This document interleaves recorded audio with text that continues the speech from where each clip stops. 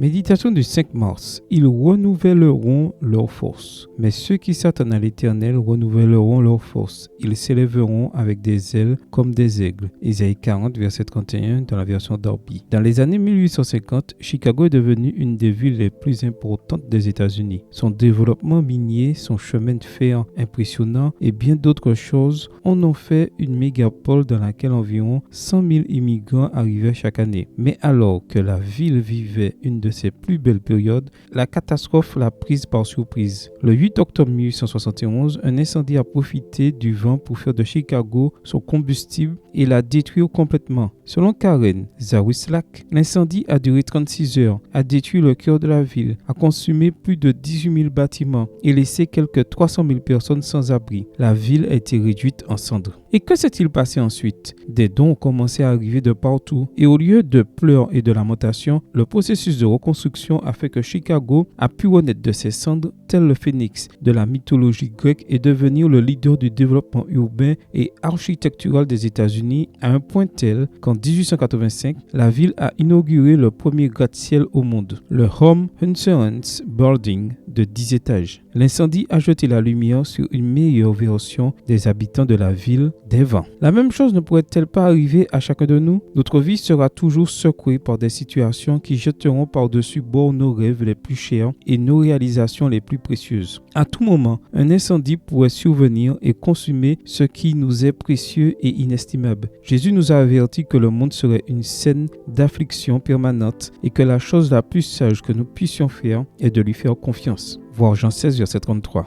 En réalité, au lieu de nous conduire à l'incrédulité, les épreuves qui nous assaillent comme des flammes ardentes constituent pour nous un outil efficace pour que nous apprenions à faire confiance à Dieu et tempérer nos âmes à la croisée des chemins de notre existence. Ésaïe dit que ceux qui s'attendent à l'Éternel renouvelleront leur force. La foi en Dieu est ce moteur qui nous pousse à demeurer ferme quand tout brûle. Le mot hébreu, alap traduit par renouveler, signifie aussi renforcer, germer, changer. La confiance en Dieu transformera notre faiblesse en une grande force et fera s'exprimer la meilleure version de chacun de nous. Amen. Bonne journée à vous et que le Seigneur vous bénisse.